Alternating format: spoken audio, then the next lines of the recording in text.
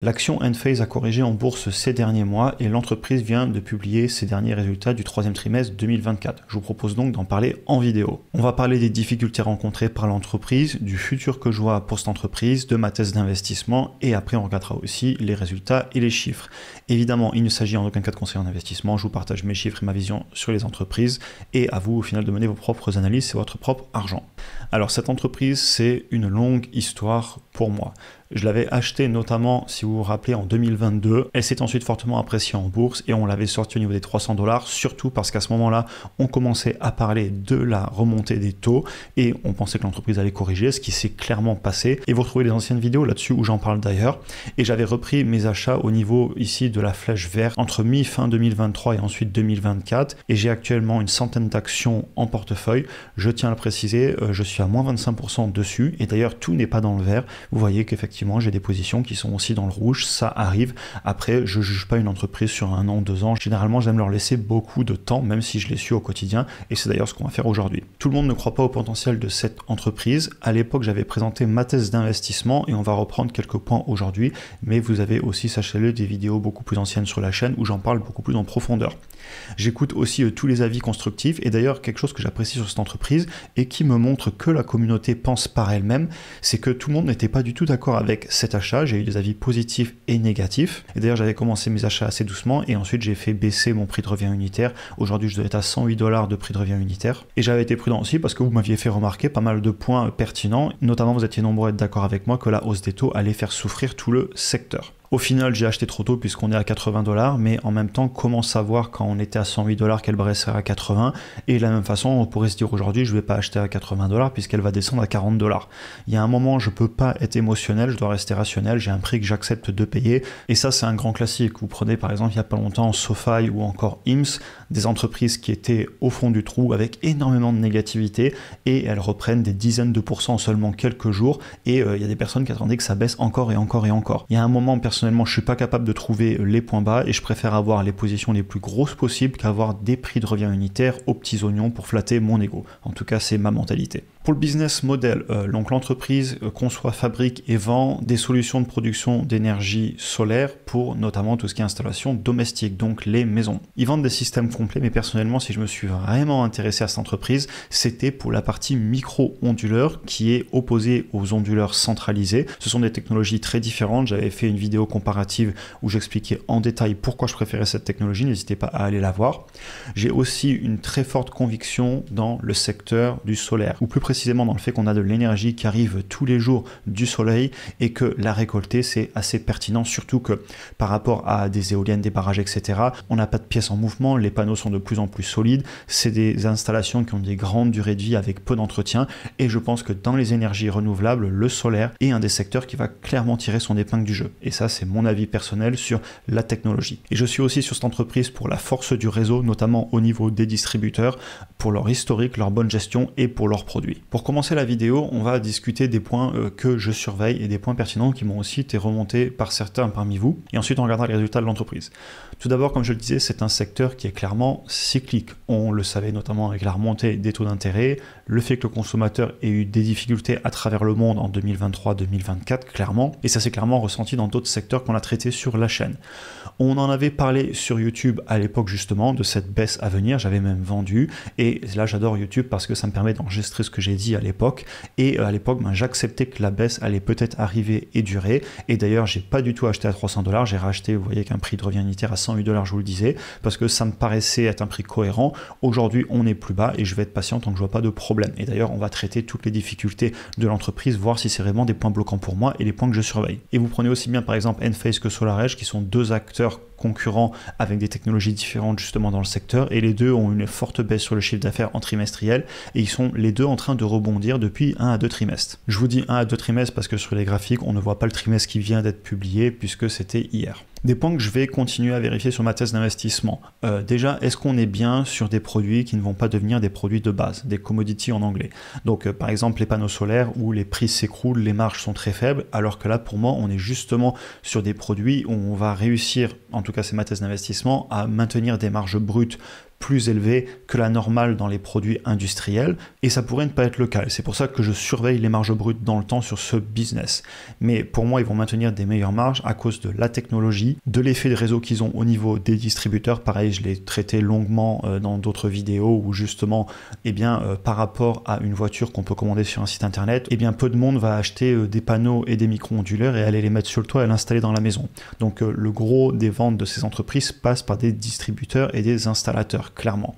Et aussi sur le fait qu'on est sur un consumer electronics, et donc c'est des produits qui intrinsèquement auront des bonnes marges parce que globalement ça va être fabriqué en usine. La majorité du processus industriel est très automatisé, c'est des PCB, donc des cartes électroniques qui sont frappées sur des CMS, on n'a pas du tout de trad, on passe pas à la vague. Bon là c'est très technique ce que je vous dis, c'est lié à ma formation de base et d'ailleurs j'ai travaillé dans des industries où on fabrique des cartes électroniques, donc j'ai quelques connaissances là-dedans, même si je suis pas ingénieur hardware, je tiens à le dire, je suis plutôt ingénieur en R&D et en industrialisation de base, mais bon, j'ai côtoyé quand même beaucoup de personnes qui faisaient du hardware, et donc on peut clairement aller taper des belles marges sur ce genre de produits intrinsèquement par rapport à comment ils sont fabriqués. Un autre point très pertinent qu'on m'a remonté, on va parler du Powerwall de Tesla qui est en train d'affecter certainement les ventes d'Enphase puisqu'ils font aussi des Powerwall, donc en fait c'est des batteries qu'on met au mur pour recharger les batteries et pouvoir réutiliser l'énergie de la nuit dans les maisons. Eh bien je tiens à le dire, oui clairement Tesla fait de la concurrence et encore plus de la concurrence aux onduleurs centralisés. C'est-à-dire qu'un Solar Edge a pour moi beaucoup plus à s'inquiéter de Tesla qu'un Enphase parce que Tesla est sur un modèle avec des onduleurs centralisés alors qu'on est décentralisé en micro-onduleur avec Enphase. Et l'autre point que je préciserai, c'est que si Tesla prend des parts de marché, c'est pas grave, je crois que j'ai une position qui est 4 fois plus grosse sur Tesla que Enphase, donc cool pour moi. Et au final, je réitère, je suis sur Enphase pour les micro-onduleurs, pour leur effet de réseau, le fait qu'ils soient très présents chez les distributeurs et qu'ils aient un excellent service après-vente, des garanties de 25 ans sur leurs produits, etc. Et si je vous parle tant du réseau d'installation et que les produits soient bons pour les installateurs, c'est parce que c'est le nerf de la guerre. Enphase ne va pas aller vendre ses produits aux particuliers. Ce sont les entreprises en local qui vont le faire. Et c'est par là que va passer la clé du succès à mon avis pour toutes ces entreprises. Donc au final, point à surveiller pour moi, les marges brutes, évidemment, pour l'instant elles tiennent, elles ont fluctué un petit peu, on va le voir, mais elles tiennent. Les risques de perte aussi des aides américaines. Alors ça c'est hyper intéressant, j'en parlais avec mon frère et je parlais avec lui de tout ça justement, notamment par rapport aux États-Unis, et généralement quand des aides sont votées là-bas, ne jamais dire jamais, elles peuvent être enlevées, mais c'est très compliqué d'enlever des lois qui viennent d'être votées. Ils ont quand même un système politique extrêmement stable et vous avez beaucoup de lois qui ont été votées par le passé où le prochain président avait dit je l'enlèverai et en fait il n'a jamais pu le faire. Ne jamais dire jamais, mais c'est pas quelque chose qui m'inquiète de trop. D'autant plus on le verra après que effectivement ça joue sur les marges, mais les marges sont vraiment très bonnes même sans les aides et ça on le voit après parce qu'Enphase en parle. Le point par contre qui m'a le plus embêté dans ces résultats, c'est le ralentissement en Europe. Les ventes repartent clairement aux États-Unis. Par contre, en Europe, le secteur souffre clairement. Au niveau des chiffres, on va directement aller voir les documents financiers publiés par l'entreprise. Alors des fois, j'aime bien vous montrer les graphiques sur des sites et puis des fois, je préfère passer par les documents financiers. Je fais les deux comme ça vous permet de voir différentes méthodologies. Au niveau des marges brutes, ce qui est intéressant, c'est qu'ils vous les donnent avec et sans les aides du gouvernement américain. Et vous voyez ici qu'on est à une marge brute de 38,9% sans les aides, alors qu'on est plutôt autour de 46-48 si on est GAAP ou non-GAAP. Donc ça, c'est les règles de comptabilité aux États-Unis. Et donc clairement, vous voyez que même sans les aides de l'État, on a des marges brutes qui sont quand même pas loin de 40%, ce qui pour de l'industriel n'est pas si mal que ça, clairement. Entreprise qui a un flux de trésorerie disponible positif, et on ira le voir après, et on enlèvera les compensations en actions, ce que j'aime toujours faire. Au niveau du chiffre d'affaires, vous constatez que par rapport au deuxième trimestre 2024, on est en augmentation. Par contre, on est toujours en négatif par rapport au troisième trimestre d'il y a un an. Et ce que je voulais vous montrer d'ores et déjà, et là on va quand même aller sur un graphique sur le site, c'est que si vous regardez en 12 mois glissants sur les derniers mois, eh bien on pourrait se dire c'est la catastrophe, le chiffre d'affaires est en train de s'écrouler. Et oui, c'est le cas. Par contre, les personnes qui vont s'arrêter à ça en 12 mois glissants et donc regarder juste 2-3 indicateurs sur Internet sans aller gratter vraiment dans les documents financiers, ne vont pas forcément se rendre compte qu'en trimestriel, on est en train de repartir à la hausse. Et donc ça, pour le voir, il va encore falloir attendre 6 mois à 1 an. Ce qui veut dire qu'on peut d'ores et déjà estimer, si on a encore 2 trimestres suivants qui font mieux que les précédents, que cette courbe va repartir à la hausse. On n'a pas encore les résultats des prochains trimestres, on ne peut pas voir dans le futur, mais c'est quelque chose à noter. C'est-à-dire qu'en trimestriel, on est en train de repartir. Et ça, la direction nous l'avait déjà mentionné sur les 2 trimestres précédents. Au niveau des revenus aux États-Unis, ça va beaucoup mieux. On est en train de repartir fortement à la hausse. Par contre, en Europe, ça continue à baisser. Ce qui d'un côté me choque pas parce que le consommateur aux États-Unis se porte quand même mieux qu'en Europe. Alors il se porte pas non plus beaucoup mieux, hein, il souffre aussi clairement. Ce qui d'ailleurs m'amène à dire qu'entre l'immobilier qui va très mal, donc forcément si l'immobilier va mal, on va peut-être pas les mettre des panneaux solaires sur le toit si la maison elle a tellement décoté qu'elle vaut moins que ce qu'on a en crédit si on a fait un crédit il y a 2-3 ans. Et ça c'est des vraies histoires qu'on me remonte sur le terrain, notamment ma conseillère en banque avec qui j'ai fait la maison dans laquelle je suis actuellement, qui m'a dit que justement c'était très difficile en ce moment parce que y a des gens qui veulent revendre au bout de 2-3 ans et ils ne s'y retrouvent pas, ils peuvent pas vendre au prix qu'ils ont payé, donc ils sont bloqués dans la maison. Donc forcément, quand on est dans des situations comme ça, c'est pas simple d'aller mettre des panneaux sur le toit. Ce qui me fait aussi dire d'ailleurs que les taux qui ont encore baissé en Europe la semaine dernière au niveau de la Banque Centrale Européenne, et clairement je pense que la baisse des taux n'est pas finie parce que c'est très dur en ce moment. Je me rends compte que je suis en train de faire beaucoup de tangentes dans cette vidéo, elle va être très longue, mais bon, c'est pas grave, au moins j'aurais dit tout ce que j'avais à dire. L'entreprise est en train de racheter des actions. Alors ça me fait dire 2 choses. Premièrement, ça veut dire que pour leur entreprise, a priori, n'est pas si cher que ça en ce moment. J'ai un petit peu la même vision, c'est pour ça que j'avais acheté sur ces niveaux, et on voit qu'ils ont racheté les actions, et j'espère qu'ils sont en train d'en racheter en ce moment à 80 $. Et on voit qu'ils ont dépensé dans les 50 millions, et on verra après sur les flux de trésorerie disponibles, mais ils peuvent se le permettre. Donc ensuite, il y a beaucoup de points à lire, je vais vous passer vraiment des choses qui m'ont sauté aux yeux. Donc un point qui pour moi a fait très très mal à l'entreprise en bourse, sachant que normalement elle va ouvrir à la baisse aujourd'hui, je vous fais la vidéo avant l'ouverture des marchés, mais on devrait être à la baisse, c'est qu'ils prévoient des revenus sur le prochain trimestre entre 360 millions et 400 millions de dollars, ce qui est clairement pas énorme par rapport au trimestre précédent, et je pense que ça a fait très mal à l'entreprise sur le court terme parce que on voit que même si les ventes repartent à la hausse, elles repartent pas à la hausse de façon fulgurante. Et ils prévoient aussi que les marges brutes vont tenir, ce qui est rassurant pour moi parce qu'au final les marges brutes c'est un des meilleurs points pour vous montrer la capacité à fixer les prix. Je vous en parle très souvent en vidéo, mais quand on voit les marges brutes baisser, c'est jamais bon signe. Alors leur marge brute avait baissé un petit peu, notamment à cause du prix des batteries, ils l'ont dit, mais clairement on n'est pas en train de baisser de 10%. Cependant, point à surveiller, je vous en avais déjà parlé plus tôt. On va aller directement dans les docs financiers maintenant. Alors voilà, on y est. Donc comme on le disait, le chiffre d'affaires est en train de repartir, mais pour moi il va falloir qu'il reparte encore et que ça continue pour que l'entreprise ait des meilleurs signaux en bourse, en tout cas pour que l'action se reprenne, même si ça peut prendre du temps sur le court terme, je m'en moque un petit peu. Par contre sur le long terme, je pense que le prix de l'entreprise reviendra aux fondamentaux, sachant que c'est une entreprise aussi qui est extrêmement shortée en bourse, et donc vous aurez énormément de négativité dessus, parce que quand une entreprise est shortée, eh bien les shorts ont tendance à vouloir répandre la négativité, c'est normal. Au niveau des marges nettes, sur le dernier trimestre, on était à 12%. Et là, vous allez voir d'ailleurs que c'est très décorrélé des marges sur les flux de trésorerie disponibles qui sont bien meilleurs. Je vous les ai calculés aussi.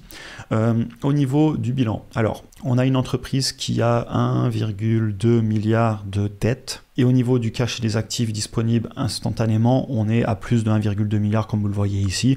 Je tiens aussi à préciser, ce qui est cool, c'est que l'inventaire est en train de baisser. Donc le fait qu'ils avaient de l'inventaire en stock et on savait qu'il y avait des grosses difficultés parce qu'il fallait écouler tout ce qui était dans les canaux de distribution, justement où on avait eu trop de commandes par rapport à la demande du marché, on est bien en train de baisser.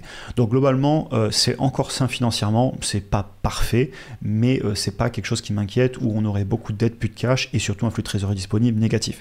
D'ailleurs en parlant de celui-ci, on va aller le calculer ensemble. Donc vous avez ici le cash issu des opérations sur le dernier trimestre, on enlève les compensations en actions, on enlève aussi tout ce qui est capex, donc investissement en machines, etc. pour faire tourner le business, et vous avez une marge sur le flux de trésorerie disponible sans les compensations en actions qui est à 30%.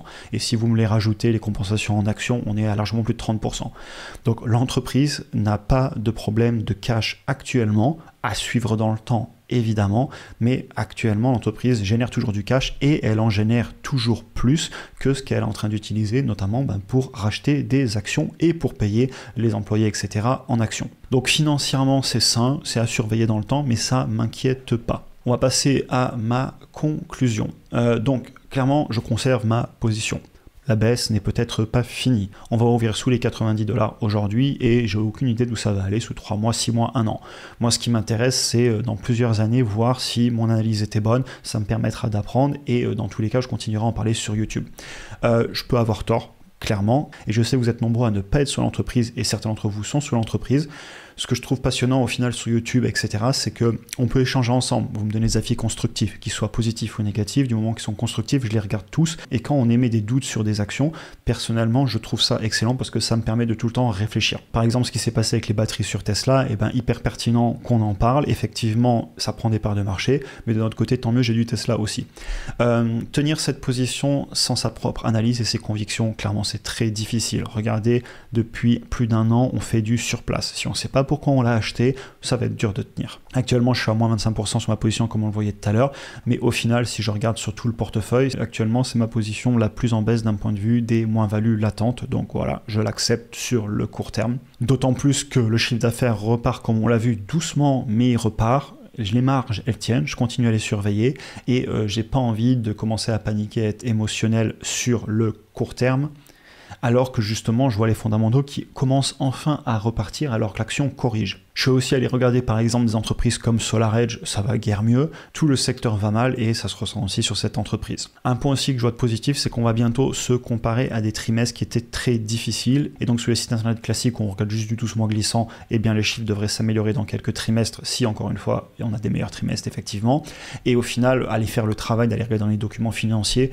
on sait que tout le monde ne va pas le faire et donc pour moi il y a peut-être un coup à jouer là-dessus et ça c'est quelque chose qui nous est arrivé sur plusieurs titres sur la chaîne où sur 12 mois glissant c'est très difficile, les entreprises ne sont pas encore profitables ou on est en baisse. Par contre, si on va gratter un petit peu, on voit qu'il est en train de se passer quelque chose dans le business et un an plus tard, tout le monde s'en rend compte. Dans tous les cas, je continuerai à parler de l'entreprise sur YouTube.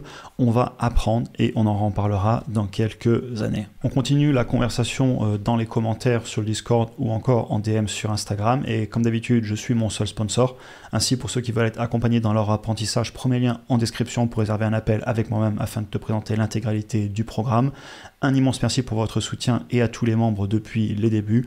On se retrouve dans 2 jours pour une prochaine vidéo. À la prochaine.